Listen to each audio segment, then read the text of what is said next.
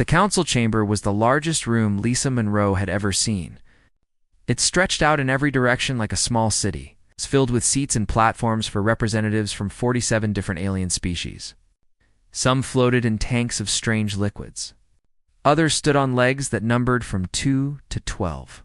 A few existed as nothing more than light and energy, held in special containment fields. Lisa was 53 years old.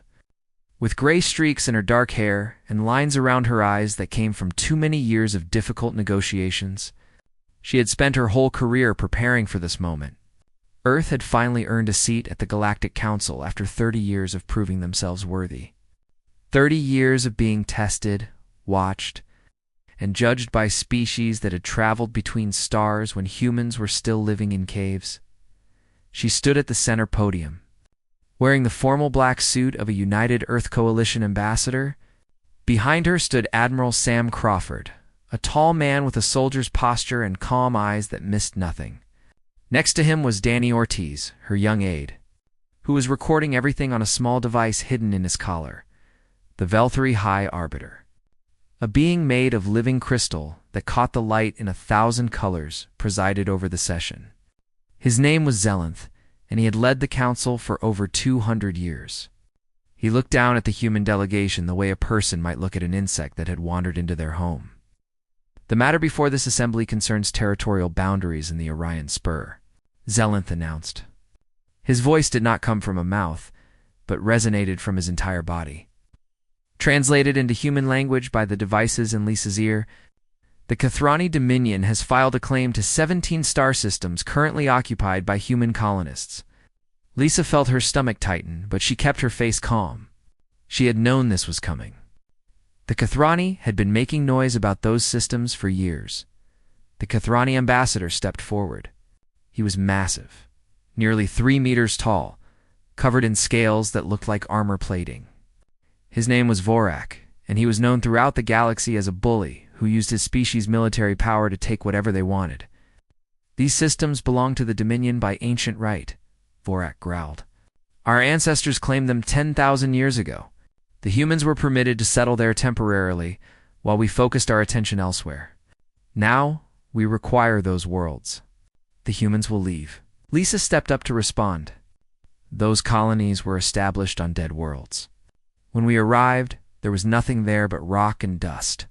We spent 50 years turning them into places where life could exist. We built cities. We planted forests.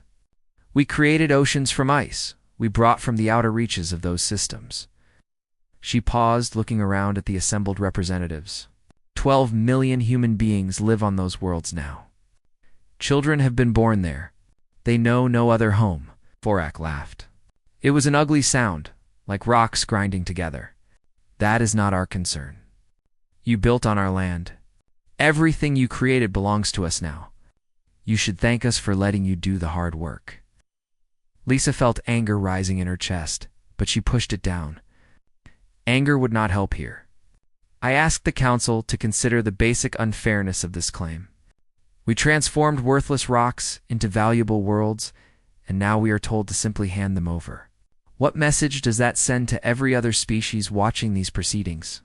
Zelenth made a gesture that might have been dismissal or might have been boredom. The council has already reviewed this matter in closed session. The Kathrani claim is recognized under the Territorial Precedent Accords. Their historical ownership supersedes your development rights. Lisa stared at him. You already decided? Before hearing our arguments? Your arguments were submitted in writing and duly considered. Zelenth's crystal form pulsed with light that Lisa had learned to recognize as impatience. The vote was 31-16 in favor of the Kathrani claim. The matter is settled. The human colonists have 1 standard year to relocate. The chamber was silent except for a few sounds of approval from species allied with the Kathrani. Lisa looked around, searching for support. For any sign that someone would speak in humanity's defense, the Ythrani delegate. A being of flowing water contained in a humanoid mechanical suit seemed uncomfortable. The Moravi representatives, small insectoid creatures known for their trading skills, avoided her gaze entirely. Even species that humanity had helped over the years, Species they had traded with fairly and defended in border disputes remained silent. Sam Crawford leaned close to Lisa's ear. "They've made their choice," he whispered. "They were never going to rule in our favor. We're still the newcomers here. They don't see us as equals." Lisa nodded slowly. She understood now what this was really about. The Galactic Council didn't care about territorial rights or historical claims. This was a test. They wanted to see if humanity would submit, if they would accept their place at the bottom of the galactic hierarchy. She thought about the colonists on those 17 worlds. Farmers who had spent their lives turning barren soil into productive land. Teachers who had built schools and domed cities. Engineers who had created the machines that made life possible in those harsh environments. Children who had never set foot on Earth, but who looked up at unfamiliar stars and called those worlds home. Lisa reached into her jacket and removed the medallion that marked her as Earth's representative to the Galactic Council. It was a simple thing, a disc of metal with Earth's image on one side and the Council's symbol on the other. She had worn it with pride for 3 years. She placed it on the podium in front of her. "The United Earth Coalition withdraws from the Galactic Council," she said. Her voice was steady, clear, and carried to every corner of the massive chamber. Effective immediately. The silence that followed was absolute. Even the beings of energy stopped moving. Zellen's crystal form flickered rapidly, a sign of extreme agitation. "You cannot be serious. No species has ever voluntarily left the Council." "Then we will be the first." Lisa turned to face the full assembly. "You have shown us what our membership means to you. We are here to be used, to be exploited, to build worlds that others can claim. We are here to sit quietly while our people are displaced and our work is stolen." She shook her head. "We refuse."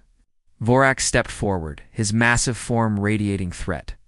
"You are making a terrible mistake, human. Without the Council, you have nothing. No trade routes. No access to jump gates. No protection from those who would see your species destroyed. You will come crawling back within a year, begging for readmission." Lisa looked at him for a long moment. Then she smiled, and there was something in that smile that made even Vorak step back. "My species has survived ice ages that covered our world. We have survived plagues that killed half our population. We have survived wars that split atoms and poisoned our skies. We survived ourselves, which was harder than you can imagine." She turned and walked toward the exit, Sam and Danny falling into step beside her. "We will survive this." The doors opened before her. She paused at the threshold and looked back one final time. "When you are ready to treat us as equals, you know how to reach us. Until then, the United Earth Coalition stands alone." The doors closed behind the human delegation, and for the first time in 5,000 years, the Galactic Council had no idea what to do next. The news of humanity's withdrawal from the Galactic Council spread across known space within hours. Most species expected the humans to return within weeks, apologizing and begging for forgiveness. They were certain that the young species from the small blue world would realize their mistake and submit to Council authority. They were wrong, President. Marcus Hayes stood before the United Earth Coalition. Assembly in the Great Hall beneath the Rocky Mountains. He was a practical man, 61 years old, with the kind of quiet strength that came from decades of service. He had been a colony administrator, then a senator, and now he led humanity through its greatest crisis since the nuclear wars of the 21st century. "The Council believes we cannot survive without them," he said, his voice carrying through the vast chamber. "They control the jump gates that connect the stars. They control the trade networks that move goods between worlds. They control the communication systems that let species talk to each other across the void." He paused, looking out at the assembled representatives from Earth and all 12 colony worlds. "They believe we will wither and die without their permission to exist." He smiled, and it was not a friendly expression. "They have forgotten what humans do when we are told something is impossible." In the months that followed, humanity proved the Council wrong in every way that mattered. Commander Katie Sullivan led the engineering corps from a research station floating in the clouds of Jupiter. She was 44 years old, brilliant in ways that made other scientists uncomfortable. and she had spent her entire career being told that certain technologies were beyond human understanding. Council never let us study their jump gates properly, she told her team during their first meeting. After the withdrawal, they said the technology was too advanced for us, that we would hurt ourselves trying to understand it. She pulled up holographic displays showing captured fragments of gate technology human ships had secretly collected over the years. I think they were lying. Think they were afraid of what we might do if we figured it out? Dr. Henry Kim, her lead physicist, studied the displays with wide eyes. These readings suggest their gates are incredibly inefficient. They're using brute force methods where elegant solutions would work better. That's because they've been using the same technology for 50,000 years, Katie said. They stopped innovating when it became good enough. We don't have that luxury. We need to build something better, and we need to do it fast. They worked around the clock for months. Scientists from every human world contributed, sharing data and ideas through networks the Council could not monitor. They failed hundreds of times. They succeeded once, and once was enough. The first human-built jump gate opened 11 months after the withdrawal. It was smaller than Council gates, barely large enough for a medium-sized freighter, but it worked. More than that, it worked better. Ships using human gates arrived at their destinations 30% faster than ships. Using Council technology, Katie watched the first successful transit from the observation deck of her station. Tears streamed down her face, but she was smiling. They said we couldn't do it, she whispered. They were wrong. On the other side of human space, Captain Rick Palmer faced a different kind of challenge. He commanded a merchant vessel called the Bright Horizon, and his job was to keep human colonies supplied with the goods they needed to survive. Without access to Council trade networks, that job had become much harder, but not impossible. The Moravi were a species of small, insectoid traders who had been exploited by the Council for centuries. They were forced to pay massive taxes on every transaction, forbidden from trading in certain goods, and treated as second-class members of galactic society. When humanity withdrew from the Council, the Moravi saw an opportunity. Rick met their trade delegation at a small station on the edge of human space. The Moravi representative, a being with compound eyes that seemed to see everything at once, studied him carefully. The Council says you are criminals now, the Moravi said through a translation device. They say any species that trades with you will be punished. Rick nodded. That's what they say. But here's what I know. You need buyers for your goods, and the Council takes 40% of everything you earn. We'll take 10%, and we'll pay you in resources the Council doesn't control. The Moravi's eyes flickered in what Rick had learned to recognize as interest.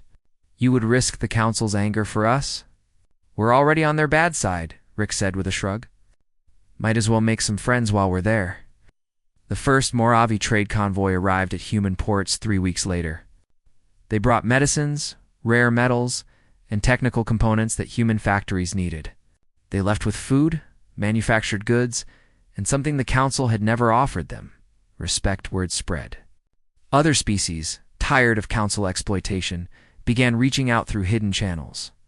The Thesan cargo haulers, the Yenthali information brokers, even a few Ythrani water traders who disagreed with their government's support of the Council. A shadow economy emerged, flowing through human space like blood through veins. It wasn't as large as Council trade networks, not yet, but it was growing. And unlike Council trade, it was fair.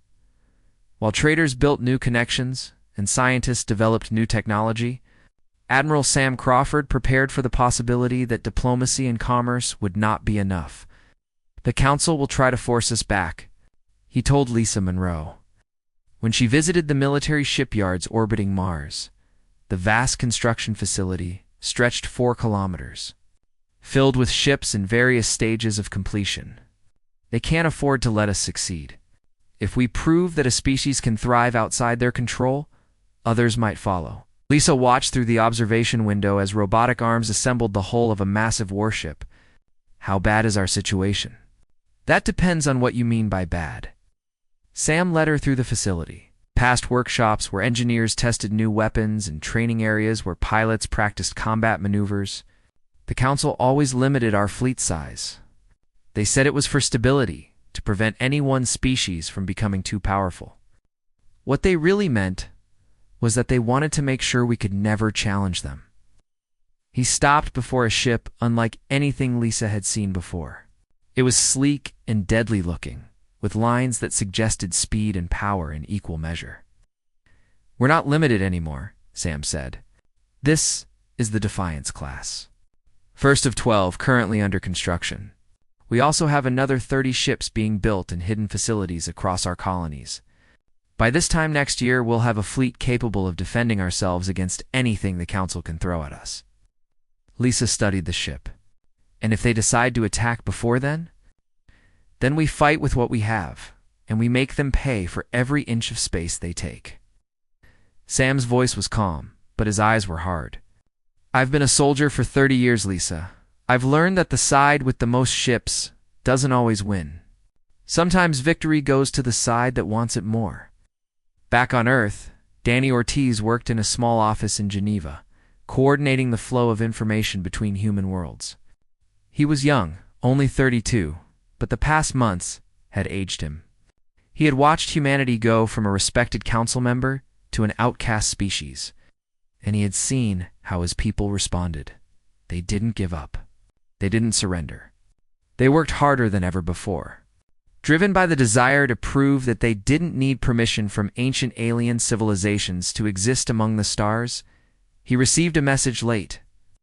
One night, from a contact in Ythrani space, a council delegation was coming to human territory, demanding that humanity reconsider its position.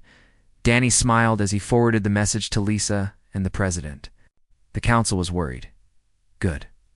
Let them worry. Let them see what humans could accomplish when they were told they couldn't. Let them understand that the young species from the small blue world was just getting started.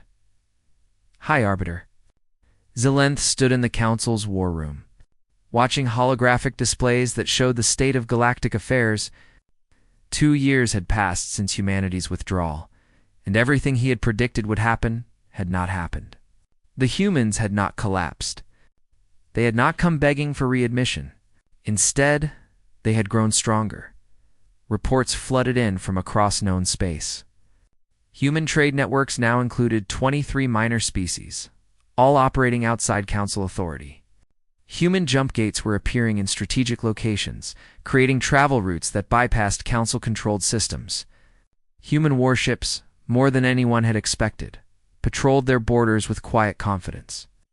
"This cannot continue," Zelensky said to his gathered advisors.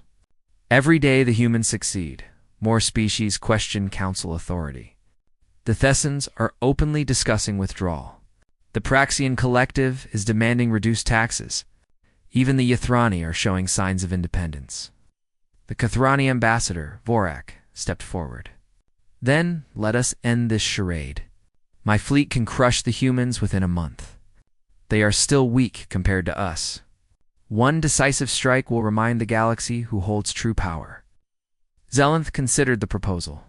The Kathrani military was formidable, second only to the combined forces of the Council itself. A show of force might indeed restore order. "Very well," he decided. "Assemble your fleet at the border of human space. Show them what happens to those who defy the Council." 200 Kathrani warships gathered at the edge of human territory. They were massive vessels, bristling with weapons, crewed by warriors from a species that had conquered a dozen worlds. Their arrival sent shockwaves through the galactic community. On Earth, President Hayes called an emergency meeting. Lisa Monroe, Admiral Crawford, and the military commanders of every human colony attended via secure holographic connection. "They're not attacking yet," Sam reported, displaying the tactical situation. "They're just sitting there, waiting. This is intimidation, pure and simple. They want us to panic. They want us to beg for terms. Can we stop them if they attack?" the president asked. Sam manipulated the display. Red dots represented Kathrani ships. Blue dots began appearing around them. "Our official fleet strength is 62 combat vessels," Sam said. "That's what the Council knows about. But we've been busy." More blue dots appeared. Then more. "We have 241 ships ready for combat. The Council never counted our hidden shipyards. They never considered that we might convert civilian vessels to military use. They certainly never imagined we could build so fast. Lisa studied the display.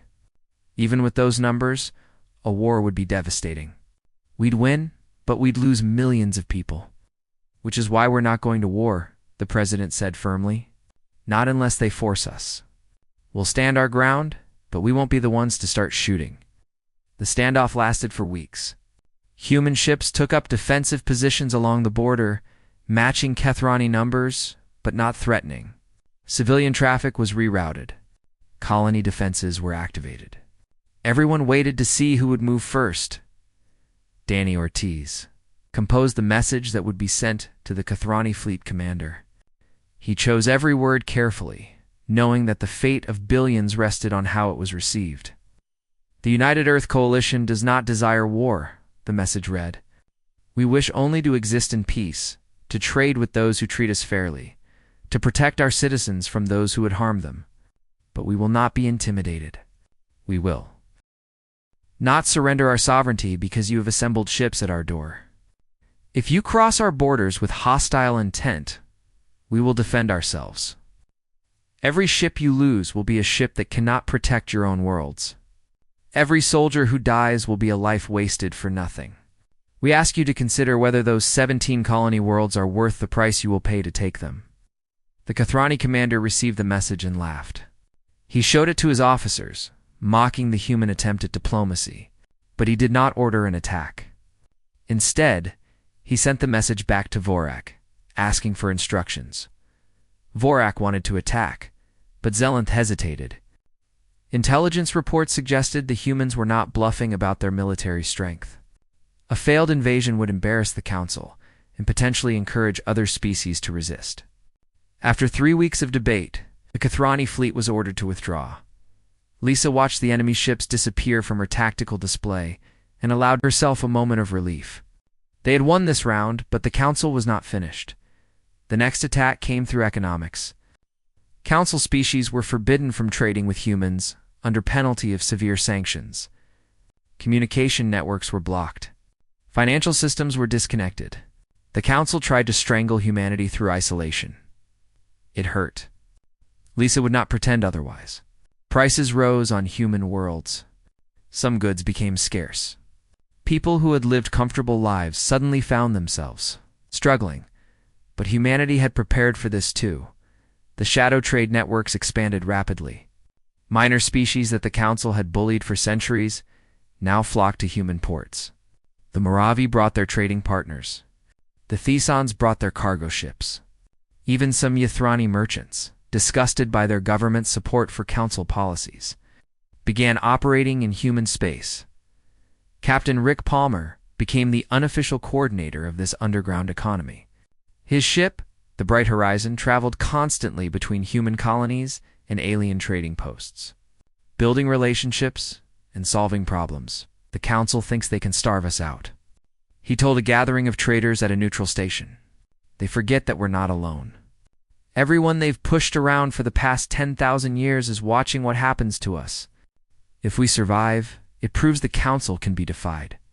And every species that's been waiting for that proof is willing to help us. A Thesan cargo captain raised a tentacle in the gesture her species used to show agreement. My people remember what it was like before the Council made us obey their rules. We were free once. We could be free again. The meeting ended with new trade agreements and mutual defense pacts. Humanity was building something the Council had never anticipated, an alliance of the overlooked and the exploited. United by their shared experience of Council injustice, back on Earth. Lisa received a private message from Ambassador Cirith of the Ythrani. They had met several times during her years on the Council. She had always sensed that Cirith was different from the other representatives. More thoughtful. More willing to question the way things had always been done. Many on the Council regret what was done to your species, Cirith wrote. We see now that the decision regarding your colonies was unjust. There is growing support for reopening negotiations. You're finding a solution that respects human rights and human achievements. Lisa read the message several times before responding. We appreciate your words, Ambassador, but words are not enough. When the Council is ready to treat us as equals, not as subordinates to be commanded, we will be willing to talk. Until then, we will continue on our own path." She did not expect an immediate response, and she did not receive one. But she knew that Cirith would share her message with others who felt the same way. Seeds were being planted. Change was coming. Whether it would come fast enough remained to be seen. Admiral Crawford visited her office that evening, carrying reports from the frontier. "The Kithrani are building up their forces again," he said. "Not at our border this time. They're preparing for something else." "What?" "I don't know yet. But whatever it is, it's big. They're pulling ships from everywhere, even their core defense fleets." Sam set down the reports. "Something's happening, Lisa. Something that scares even the Council." Lisa looked out her window at the night sky. Somewhere up there, beyond the atmosphere, beyond the moon, humanity's fleet stood guard over everything they had built. And somewhere farther still, something was coming that would change everything. She just didn't know it yet. The first warning came from a Thesan trading vessel that emerged from jump space. With its hull torn open and half its crew dead, the survivors told stories that the Council did not want to believe. Something had awakened at the edge of the IT galaxy. The Vurix swarm had been dormant for 10,000 years, sleeping in the darkness between stars, waiting for reasons no one understood. Now they were awake, and they were hungry. They were not like any species the galaxy had ever seen. They did not build cities or create art or negotiate treaties. They consumed. Entire worlds disappeared beneath waves of creatures that numbered in the trillions. Atmospheres were stripped away. Oceans were drained. Everything organic was absorbed into the swarm, making it larger, stronger, more unstoppable. The first Council system to fall was a minor, an agricultural world called Vestron Prime. 4 billion inhabitants lived there. Mostly Praxian colonists who grew food for a dozen other worlds. They had 12 hours warning before the swarm arrived. It wasn't enough. Ships that escaped the destruction brought recordings. Lisa watched them in the command center beneath the Rocky Mountains, surrounded by military officers and government officials. The images showed dark clouds descending from space, blotting out the sun. Creatures that ranged from the size of insects to the size of buildings poured across the landscape, destroying everything in their path. The screams of the dying faded as communication towers were overrun. "How many survived?" President Hayes asked. 200,000, Sam Crawford replied. "Out of 4 billion. The room was silent. 200,000 survivors meant almost 4 billion dead in a single day. "Can the Council stop them?" Lisa asked. Sam shook his head. "They're trying. Zelenth has called for a combined defense fleet, but no one is cooperating. The Kithrani are protecting their core worlds. The Yenthali have declared neutrality. The Praxians are arguing about who should be in command." He pulled up a strategic display showing the swarm's advance. "At this rate, they'll reach the inner council systems within 18 months. Danny Ortiz spoke from his station. "We're receiving communications from dozens of species. They want to know if humanity will help." Lisa stared at the display. The swarm was not advancing toward human space. Their colonies were on the opposite side of the galaxy from the initial invasion. If they did nothing, if they stayed behind their defenses and watched, they might survive while the Council burned. Part of her wanted that. Part of her remembered the Council chamber, the dismissive tone of Zelen's voice. The way Vorak had laughed when she defended her people's rights. They had treated humanity like dirt. They had threatened humanity with military force. They had tried to strangle humanity economically. Let them face the consequences of their arrogance. But another part of her remembered the recordings from Vestron Prime, billions of innocent people. People who had nothing to do with Council politics, dying in terror as their world was devoured, children, families, farmers who just wanted to grow their crops in peace. "What do you think we should do?" the president asked. Lisa took a long breath. "I think we help them." Sam raised an eyebrow. "After everything they've done to us, this isn't about them. It's about who we are." Lisa turned to face the room. "If we stand by while billions die because we're angry about being treated unfairly, what does that make us? How are we any better than the Council if we let innocent people suffer because helping them is inconvenient? No one answered immediately. The weight of the decision hung in the air, like a physical presence. President Hayes nodded slowly. Prepare the fleet. We're going to war. The message reached Ambassador Sarith on the Council station above Nexus Prime. She read it 3 times. Unable to believe what she was seeing, humanity offers its assistance in the defense against the Varric swarm. Our fleet will deploy to the front lines in 72 hours. We ask nothing in return except the opportunity to help protect innocent lives. Sarith brought the message to Zelenth. The High Arbiter's crystal form flickered with confusion.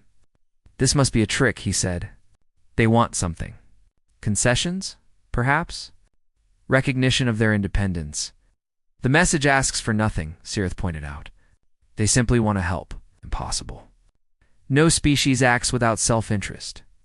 There must be a hidden motive, but there was no hidden motive.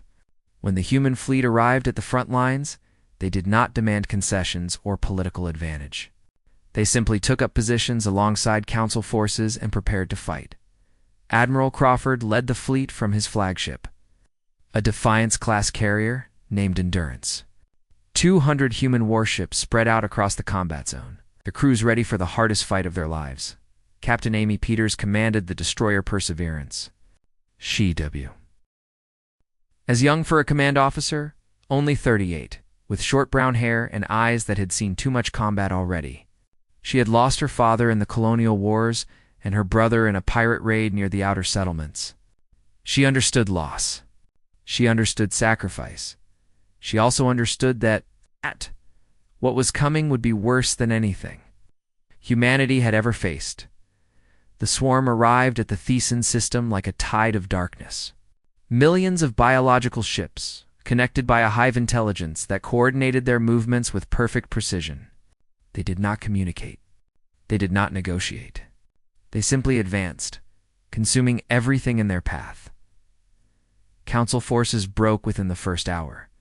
Ships that had never worked together before could not coordinate their defense. Commanders argued about strategy while the swarm tore their vessels apart. A Cathroni battle group tried to hold a defensive line and was overwhelmed within minutes. All human ships. This is Crawford. The Admiral's voice came through the communication system. Council forces are falling back. We're going to cover the retreat and buy time for civilian evacuations. Formation Alpha. Weapons free. The human fleet surged forward, moving with a coordination that seemed impossible to the watching aliens. Captains made decisions without waiting for orders. Ships covered each other, sacrificing advantageous positions to protect allies. Weapons that the Council had never seen tore into the swarm's biological vessels. Amy Peters drove her destroyer straight into a cluster of enemy ships, her weapons firing continuously. "Come on, you ugly things," she muttered as she watched her tactical display. "Let's see what you've got." The battle lasted 14 hours. The human fleet was outnumbered by thousands to 1, but they fought like nothing the galaxy had ever seen. When one ship was damaged, others moved to protect it. When ammunition ran low, captains rammed their vessels into enemy concentrations, ejecting their crews before impact. Slowly, impossibly, the swarm's advance slowed. Then it stopped. Then it began to retreat. Amy Peters, exhausted and wounded from a hull breach that had killed 3 of her bridge crew, watched the enemy pull back. Blood dripped from a cut on her forehead, but she barely noticed. "All ships report status," Crawford's voice came through. He sounded as tired as she felt. 63 human ships had been damaged. 11 had been destroyed. Over 4,000 human crew members were dead, but the line had held. The civilians had escaped. The Thesan homeworld was safe. A Council commander, Cathrani officer, who had watched his own fleet flee in disarray, contacted Crawford directly. "How?" he asked. "How did you do that?" "No one has ever stopped a swarm assault." Crawford's response was simple. "We didn't know we couldn't." News of the battle spread across the galaxy. For the first time since the swarm awakened, someone had stood against them and won. Minor species that had been preparing to flee now reconsidered. Council members who had been hoarding their forces began to think about contributing. and everywhere. The same question was asked. If humanity could do this for species that had treated them so poorly, what else were they capable of? On the council station, Zelenth reviewed the battle data in silence. His crystal form was still, showing none of the usual flickering that indicated his emotions. They saved the Thesan world, Cirith said softly. They lost thousands of their people protecting strangers. Zelenth did not respond for a long time. When he finally spoke, his voice was quieter than Cirith had ever heard it. We may have made a terrible mistake. The war against the Varric swarm lasted 3 years. It was the most destructive conflict in galactic history, fought across thousands of star systems with weapons that shattered moons and burned atmospheres. Billions died. Entire species teetered on the edge of extinction. Through it all, humanity stood at the front lines. They did not fight because they were forced to. They did not fight for territory or resources or political advantage.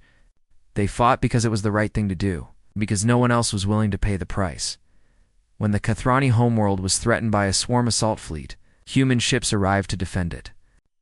Admiral Crawford led the relief force personally, knowing that these were the same people who had massed 200 warships at humanity's borders just 3 years earlier.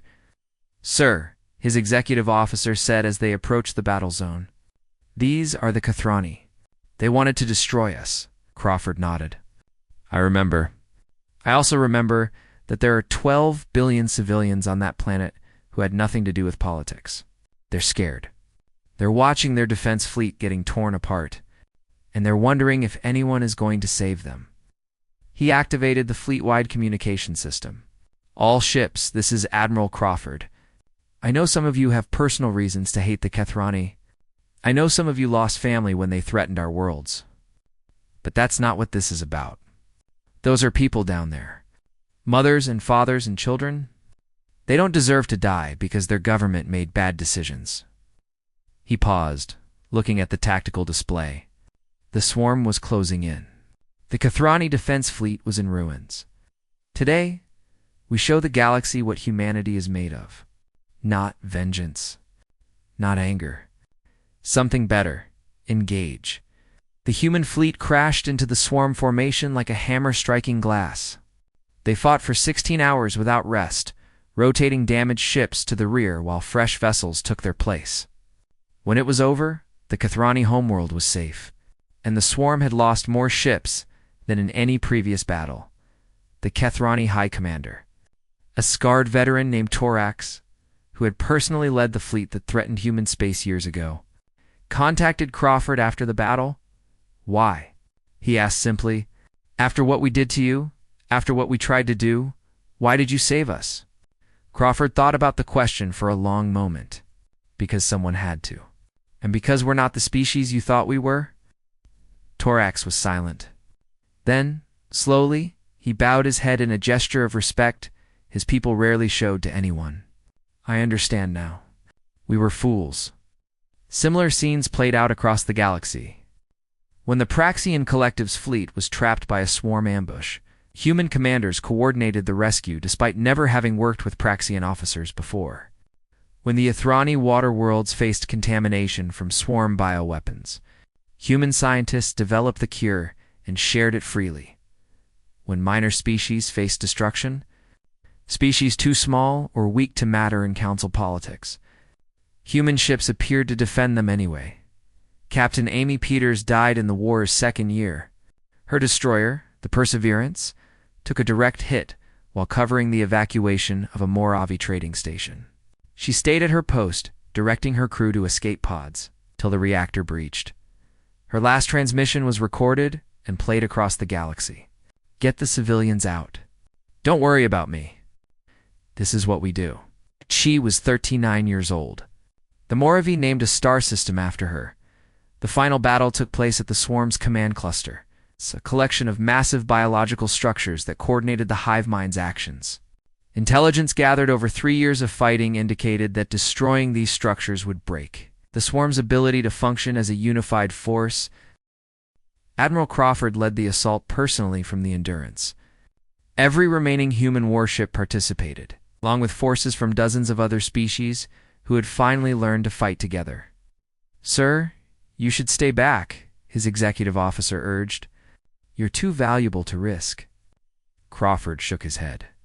I've asked my people to die for 3 years. I'm not asking them to do anything I won't do myself.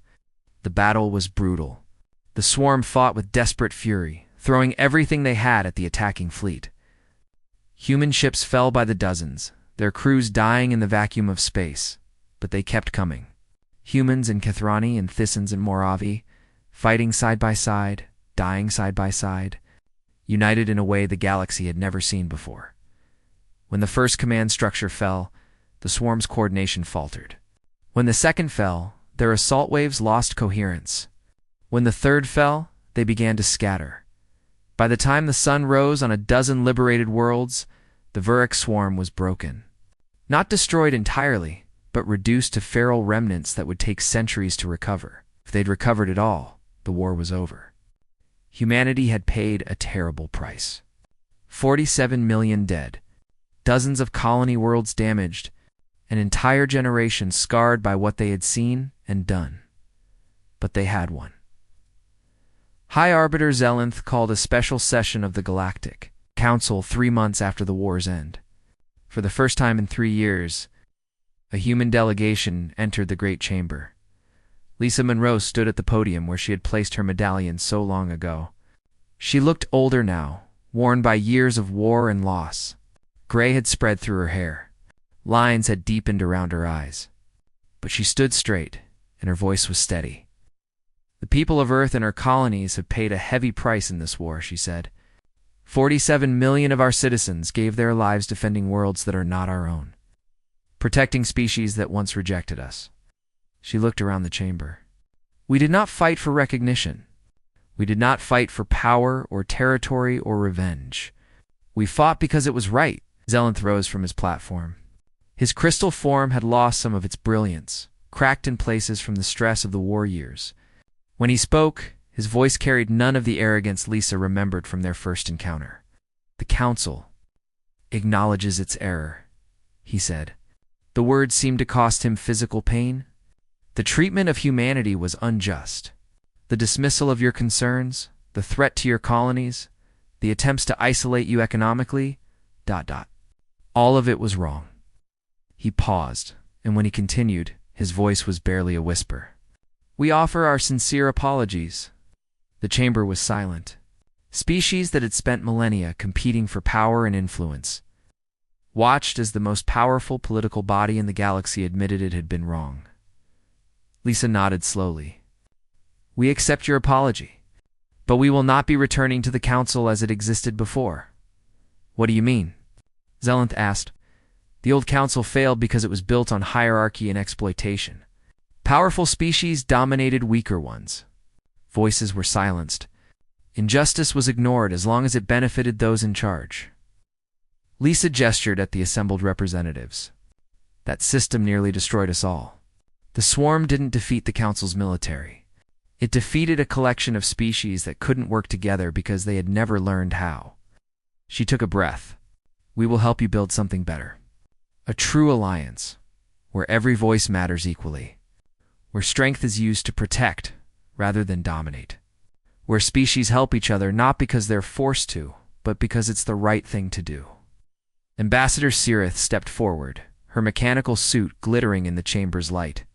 Many of us have hoped for such a change. The Ythroni support this vision. Others joined one by one. The Moravi. The Thisons. Even Torax, representing the Kethrani, bowed his head in agreement. Zelenth watched his old order crumble around him, but he had lived long enough to recognize when change was necessary. Then let it be so, he said quietly. Let us build something new together. 1 year later, Lisa stood on the observation deck of Unity Station, watching ships from 100 species pass by. The station orbited a neutral star, accessible to everyone, controlled by no one. It was the headquarters of the new Galactic Alliance, built on principles humanity had carried with them from their small blue world. Danny Ortiz, an ambassador in his own right, joined her at the viewport. He had gray in his hair too now.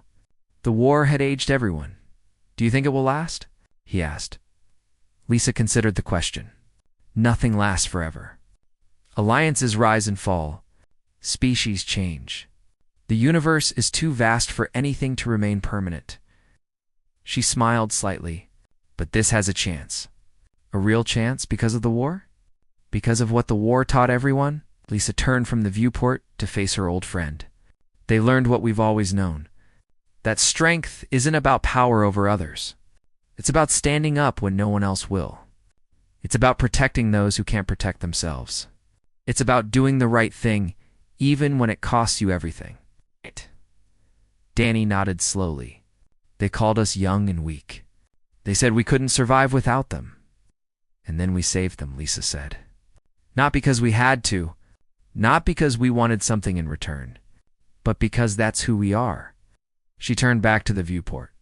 Beyond the station, the stars stretched out forever. The same stars humanity had reached for since.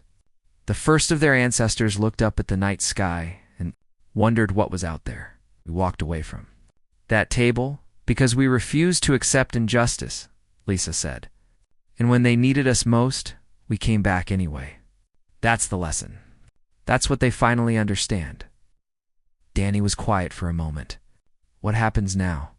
Lisa watched a human cargo ship pass by the viewport, accompanied by more Avi escorts. Somewhere in the station, Kathrani warriors were training alongside human marines. In the medical wing, Yathrani scientists were collaborating with human doctors on new healing techniques. Now, she said, we build something worth believing in. Together, the stars burned on. Eternal and patient, waiting to see what humanity and their new allies would accomplish. The swarm was gone. The old council was gone. Something new was rising in its place. Born from sacrifice and tempered by shared suffering, and at its heart, standing where they had always stood, were the humans. Young by galactic standards, small compared to ancient empires, but possessing something no other species had ever quite understood: the stubbornness to fight for what was right, the grace to forgive those who had wronged them, and the wisdom to know that true strength was measured not by the power to destroy, but by the courage to protect. The galaxy would never be the same, and for the first time in 10,000 years, that was a good thing.